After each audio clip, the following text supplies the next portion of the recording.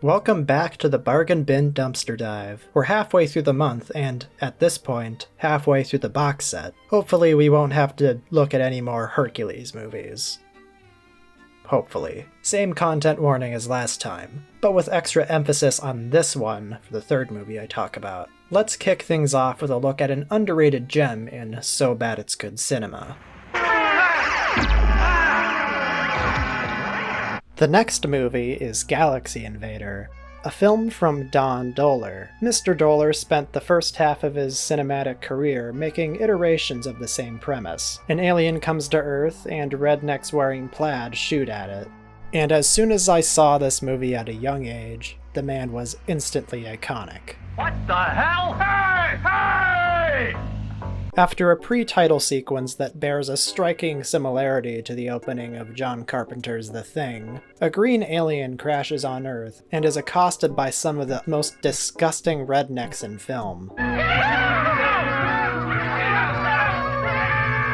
There's this horribly mean father character who's always wearing a boob window shirt, and he takes the alien's orb with the intention to sell it. What is this thing? Where did you get it? Dad, where's Carol? Shut up, I'm busy. He's helped by a slimy guy who's smoking and drinking beer in almost every one of his scenes. Now what we need are some guys with guns to go out with us tonight out around Joe's house to hunt something out in the woods. Eventually, a professor and his student come along to save the alien, and they have to contest with the crazy dad who, at this point, is mad with power. This is the fourth time he scared you with a gun. The fourth time? My God, what's that? Okay, so three things that stand out in this movie. Bad acting, Hey, no crap, Frank. What's the deal? plaid shirts, and people walking through the woods. More so than necessary. It's comical how many times they keep wandering through the same location. I don't know where else to put this, but the special effects were done by the Cracker Factory, a company I cannot find on Google.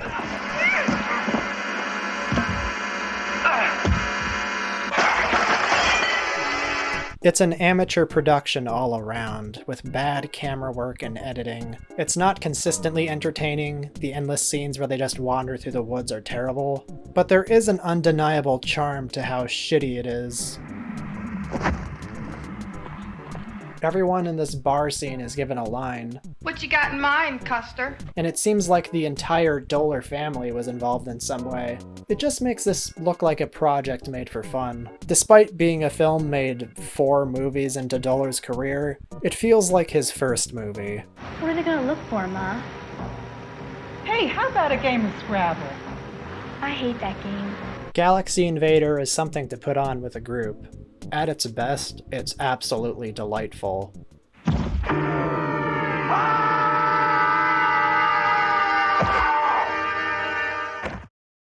Lost Jungle is a 1934 jungle adventure movie. Assignment Outer Space is... Okay, fine, I'll talk about Lost Jungle for a little bit. It stars Clyde Beatty, a real-life animal tamer who plays himself. There is an argument to be made about animal rights, and the character he plays could be called a Gary Stew, I do all my training about beating the animals up. but there's no denying the man was incredibly talented. The dude was so confident in his abilities that he filmed himself fighting a lion on film. But yeah, this movie really doesn't belong here, so I won't spend much longer on it. Veto. Assignment Outer Space is a dub of a crummy Italian movie named Spaceman. Hi there, spaceman. He said it! I am so sorry for using a Family Guy clip. It will not happen again. The film follows a group of cosmonauts as they try to stop an out-of-control satellite, which apparently radiates enough energy to obliterate the Earth. They're joined by a whiny reporter named Peterson, who they repeatedly call a parasite and leech to the mission. Well, they're not wrong. In the first 30 minutes, he gets the government to force a mission to Mars against the crew's wishes, which results in casualties. I'm getting lighter. I can make it. In a rather confusing pivot, this Mars mission is called off because of the out-of-control satellite. It comes out of nowhere, it's just not related to what happens in the first 30 minutes. The movie has a handful of odd diversions like this, Like when the dangerous mission to stop the satellite and save the entire planet is interrupted by a rescue op. It feels like the movie is coming up with new scenarios on the spot, but it doesn't distract from the fact that 99.9% of the runtime is spent inside cramped rooms. There's one character named Al who, aside from some mild misogyny, So you have a weakness for the weaker sex. And she doesn't even call him sir, just George. is the most likable character. Everyone else is either really boring or flat. Peterson is a weak protagonist too. He eventually redeems himself at the end by stopping the satellite, but I hesitate to say I think he's a good character. He endangered the crew with the whole Mars mission, which ultimately had nothing to do with the central conflict of the film. At the end of the day, it's a boring space movie with a largely unremarkable cast and flimsy storyline that had a hard time justifying its very existence. It's easily skippable. Next movie. It's Christmas, Lucy. The past couple movies have been utter chores to watch. They're stinky relics of an era where you could just make the most substanceless thing and release it in theaters. Oh wait, they still do that. I say this to put the whiplash I felt with the next movie, Laser Mission, into perspective.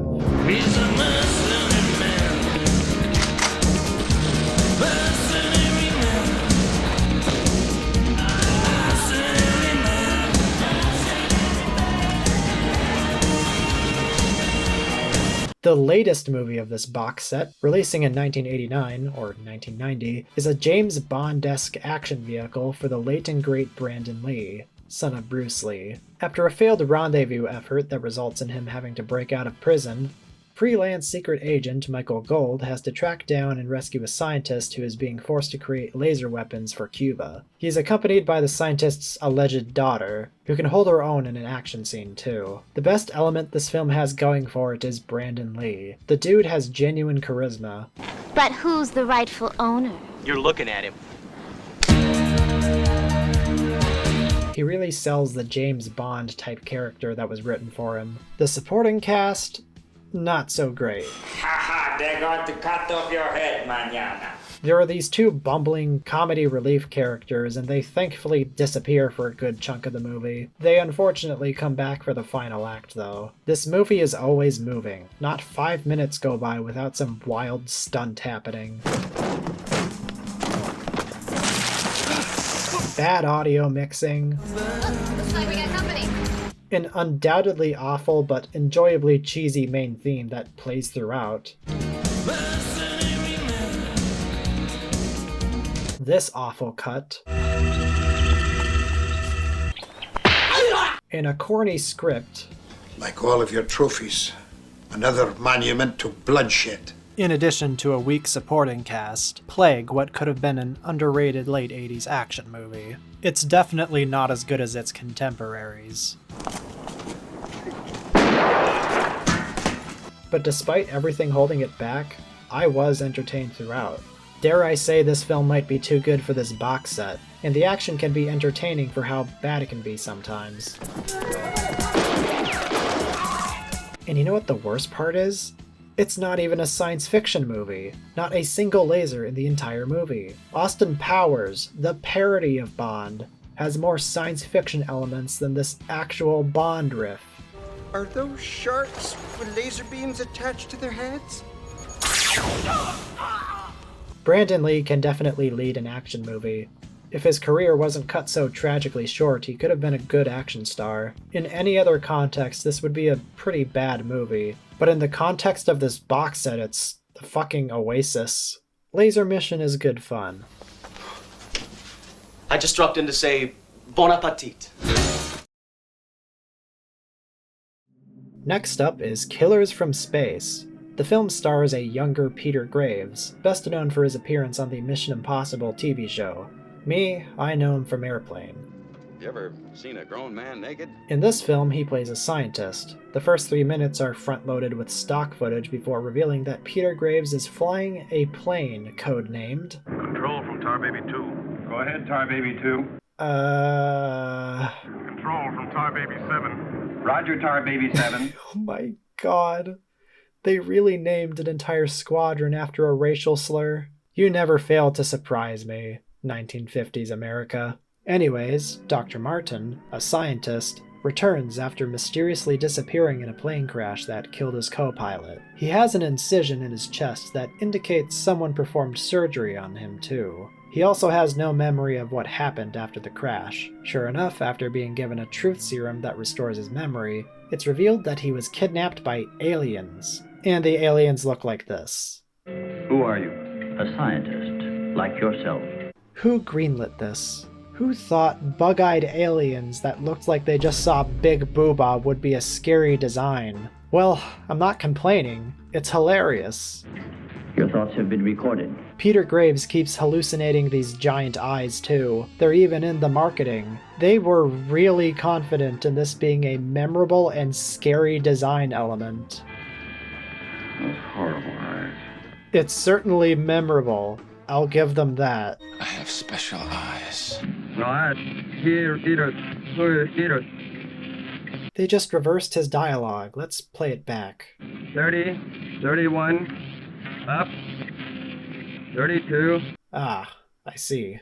Anyways, these aliens revived Dr. Martin to spy on nuclear tests so that they can further mutate their army of creatures. I'm actually not sure if that's the case or if they just want to make their own nuclear weapons. It takes a while to show the aliens, which is fine. That's what you do. You have to build up a mystery about what could have happened to the main character. But with a title like Killers from Space, the film deals its hand too early, so you're expecting aliens. And they look like this, so it's not a very scary reveal. And if the aliens can revive people and travel at light speed with their UFOs, why do they need to know how to make nukes? Splitting the atom should be nothing to them. They're breeding mutated animals with atomic energy already. Speaking of, there's this extended sequence where Dr. Martin gawks at stock footage of animals, and it gets me thinking.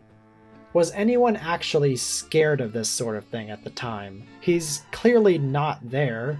Better rear projection special effects had been done before. I feel like this wasn't impressive even for the time. It's horrible. You ever seen a grown man naked? Also, spoilers for Killers from Space. But the alien's base is so volatile that turning off the main power grid it's siphoning electricity from for just 8 seconds is enough to make their entire base explode. It's so incredibly preposterous and lame. I love it. While on the topic of positives, I do like the main alien. He's got a creepy delivery and cadence, despite his appearance. Our eyes develop to this state to combat the ever-growing darkness. So yeah, Killers from Space isn't always entertaining. It drags in places, notably that animal stock footage scene. But I kind of enjoyed it. It's completely sincere, playing these alien designs straight. It's charming schlock cinema. I want to stay optimistic, but I know it isn't going to get much better than this. Anyways, Phantom from Space.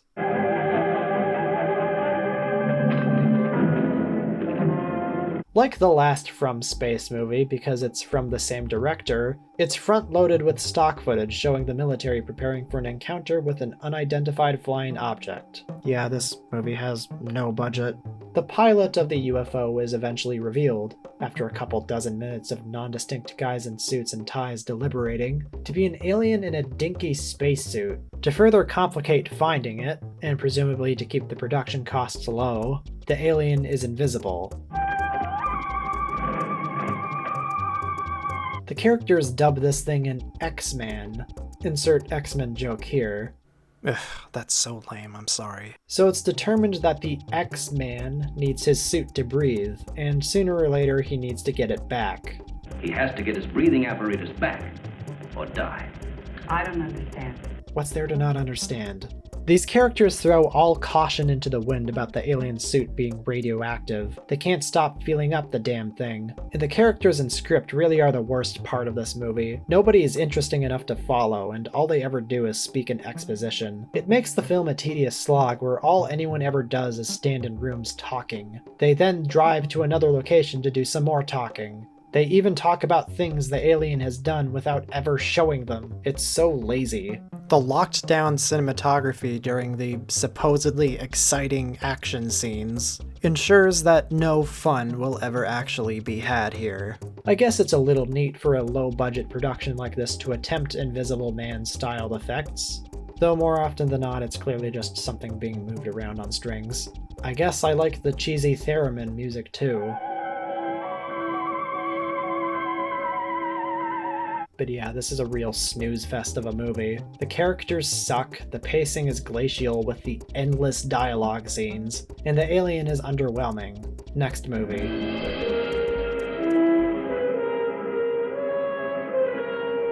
Oh hey, it's another film from W. Lee Wilder, the director of the last two movies. So with that in mind, the snow creature has the potential to either be funny bad or monotonous and tedious. A scientist and his photographer friend kickstart an expedition into the Himalayas, only for their team to get attacked by a Yeti.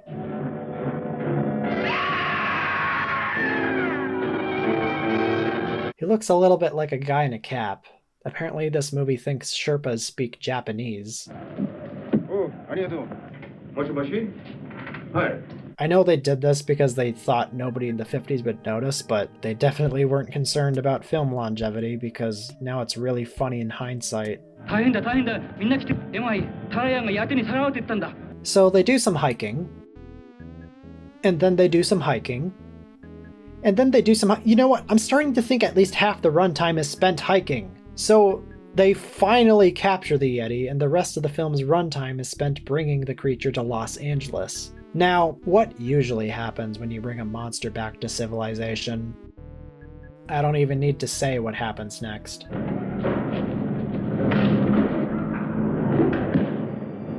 There's some mildly amusing dialogue about whether the Yeti needs immigration papers because of the wording of a newspaper headline referring to him as a snowman and not as a monster. But that's the only part of this movie that I thought was even remotely clever in regards to its take on a creature feature.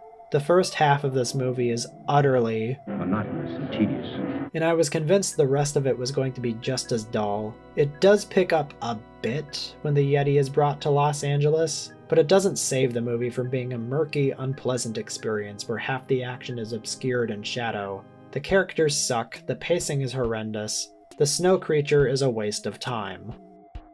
White Pongo is a jungle movie. Oh, but wait, this one has a guy in a gorilla suit. It's also got the typically outdated views of tribes in Africa. You know, these jungle movies, which were made to whisk the viewer away on a magical journey to another place, really just make me want to look outside at the world around me. The rolling hills of North Dakota and Montana. The vast wilderness of Wyoming. The mountains of Glacier National Park. The clouds cascading over the summit. Ah, yeah, beautiful stuff. Hang on, I'm getting distracted. What does White Pongo have to offer? Yeah, nah. It's not science fiction and I'm not interested. Veto.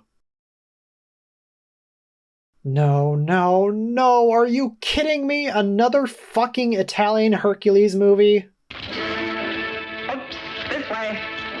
Well, this one has some history behind it. Sons of Hercules is actually the name of a TV show that re-edited various Italian sword and sandal movies to make their heroes related to Hercules, which explains this boppin' opening.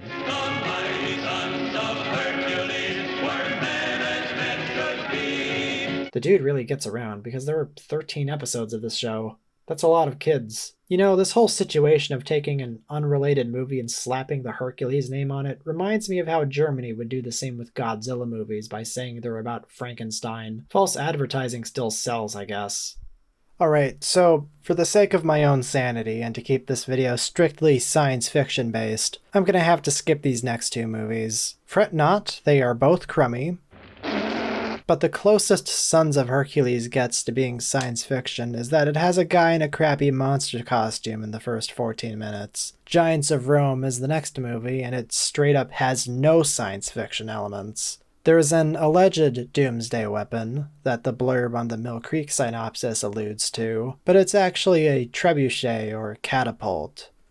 I apologize for the inconsistency, but if I want this video to be done on time, I have to cut some corners. I don't want to spend too much time on these sword and sandal movies during my Halloween special. To make up for it, I will cover another movie in the place of Giants of Rome. The Treeline version had other sci-fi movies that were removed for the Mill Creek version, and you know what? It might not be accurate to the contents of the box set that I'm holding in my hand right now, but I might as well cover one to make up for not covering Giants of Rome. The film in question, Robot Monster. I think you're just a big bully, picking on people smaller than you are. Now I will kill you. Robot Monster needs no introduction. Its status as a cult film extends beyond the reach of this box set. It has gone down as a classic in so bad it's good cinema. The film follows a family in a post-apocalyptic landscape, devastated by a race of aliens consisting of gorillas wearing diving helmets. I don't even need to say why that's funny. The aliens, known as Ro-Man, wiped out 99.9% of humanity with a death ray. The remaining 6 people have survived thanks to a serum developed by a scientist, which makes them immune to it. It's preposterous. What? What do you mean immunizer to the death ray? The death ray isn't a disease, it's a laser. A grand majority of this movie consists of these characters walking back and forth between the same 2 locations, one of which, of course, is Bronson Cave. Yeah, this is one of the many B movies that used it as a location too. Like, can you just imagine being some person on a hillside seeing that thing and just being like, what the fuck are those people doing? The robot monster develops feelings for the woman of the group, which angers his superior. It's kind of laughable. It took until there were only a handful of humans left in his conquest of Earth to go, I kinda like this one. She's cute. String? Oh, it does go hard. What the fuck? Robot string. Thinking about He's like, I don't know how to do it. Okay, whatever. Ro-Man is really bad at his job, too. He doesn't take advantage of the superior technology his race created like any of the giant dinosaurs or giant armadillos with horns glued onto them. I come to make an announcement. Shadow the Hedgehog's a bitch-ass motherfucker. Pretty fucked up, too. They took footage from a movie where people just threw reptiles at each other. You see, in a horror movie, that would have been a scary shot, the monster coming out from over the hill, but it's... Yeah, scary movie. It's Robot Monster. Now, this is a spoiler, and it doesn't really ruin a movie as crap as Robot Monster anyways, but it's eventually revealed the entire thing is a little boy's dream. Boy, was that a dream or was it? With that in mind, the crazy bullshit like the gorillas and diver helmets and animal cruelty makes sense. It's all the sick machinations of a kid from the 50s. He can get us in the ravine if he promises easy death. But you don't know that until the end of the movie, and the film still expects you to take it seriously. And that's why the film is so funny. There isn't a shred of irony here. Robot Monster is as genuine a bad movie as they come, and that's why it's so much fun. No.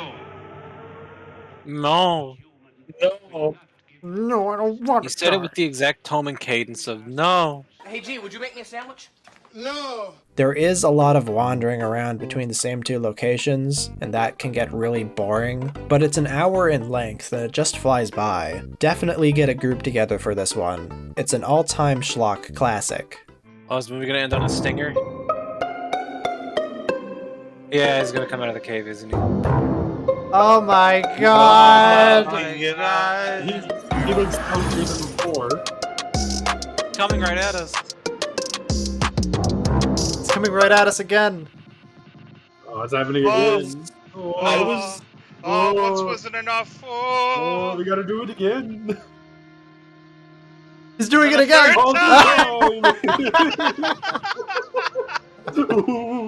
Are you scared yet? Please tell me you're scared. Come on, the 4th. Oh, thank God.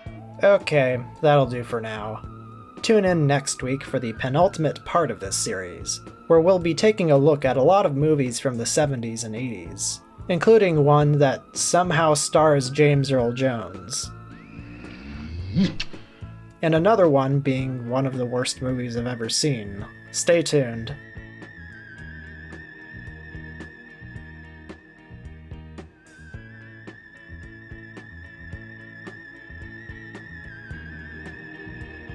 And now, a shout out to my $5 patrons. Dante Infante, Ziggy Zigra, It's Godzi, Big Odilo, An Actual Dimetrodon, CMG, Red Comet Harry, and Marpzilla. Thank you very much.